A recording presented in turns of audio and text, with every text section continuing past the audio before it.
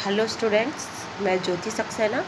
आज हम एक छोटा सा टॉपिक है न्यू पब्लिक मैनेजमेंट, नव लोक प्रबंध क्या होता है, इसकी क्या विशेषताएं होती हैं, इस पर आज हम आपसे बात करेंगे।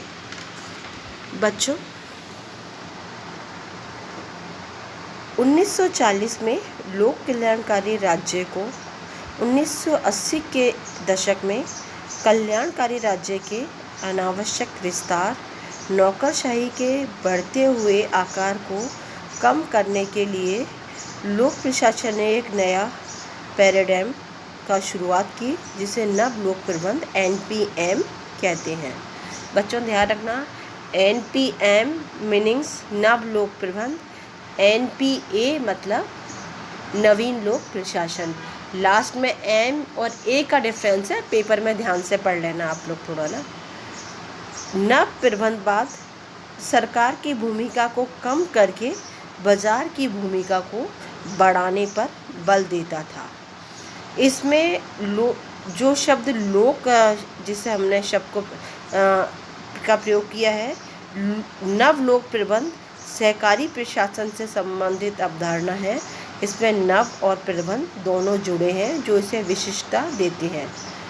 प्रशासन के स्थान पर प्रबंध का प्रयोग सरकारी कार्यों को पेशेवरता, व्यावसायिकता का रूप देता है, जबकि नया प्रशासन नवीन मांगें, परिवर्तन, आर्थिक आवश्यकताओं की ओर संकेत करता है।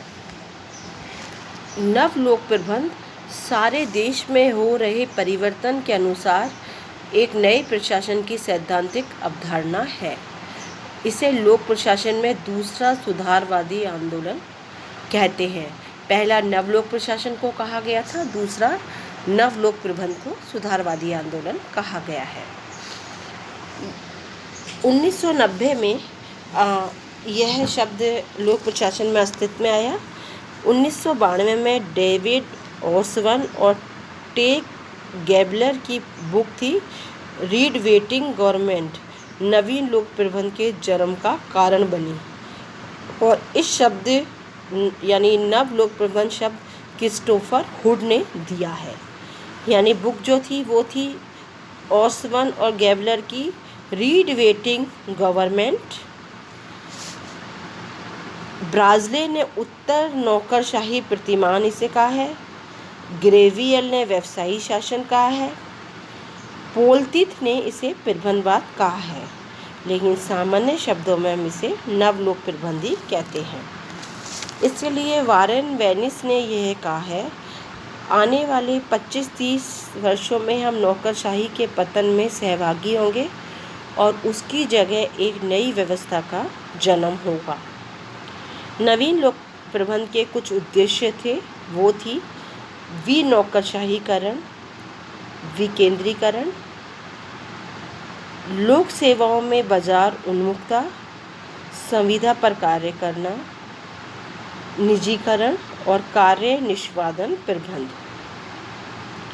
इस सुधार की प्रक्रिया को सबसे पहले ब्रिटेन की मार्गरेट थैचर ने अपनाया था। उसके बाद अमेरिका में रोनाल्ड रीगन ने अपनाया, जिसमें क्या और क्यों लोक प्रशासन से तथा कैसे निजी प्रशासन से लिया गया। इसलिए NPM लोक प्रशासन और निजी प्रशासन दोनों का मिला जुला रूप है।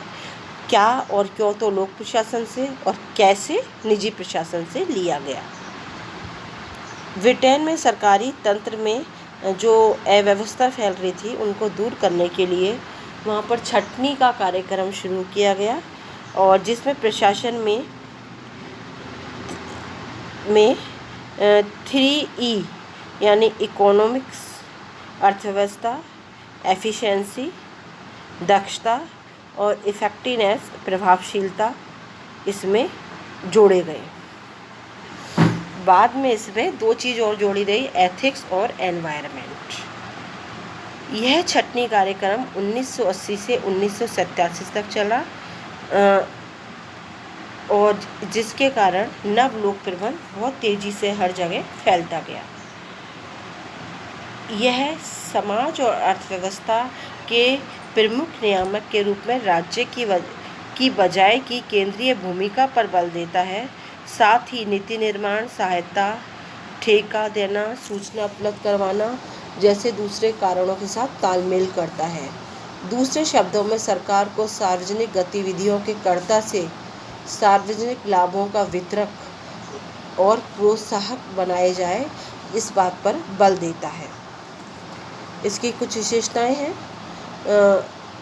ऑर्समन और गैलवर्ग ने व्यवसायी सरकार में इसकी कुछ विशेषताएं बताई हैं। वो बच्चों इस प्रकार है। प्रतिस्पर्धी सरकार होती है जो प्रतियोगिताओं पर बल देती है। सामुदायिक सशक्तिकरण होता है। नौकरशाही के नियंत्रण को घटाया जाता है और नागरिक, परिवार और समाज की अधिकारिता को बढ़ाया जाता है। परिणामोन्मुखी है, यानी परिणाम को आधार बनाती है। कार्यों का मूल्यांकन में ही नहीं लगी रहती, बल्कि क्या निर्णय है इस पर भी ध्यान देती है। लक्ष्योन्मुखी सरकार है। कायदे कानूनों के स्थान पर लक्ष्य को आधार बनाकर काम करती है।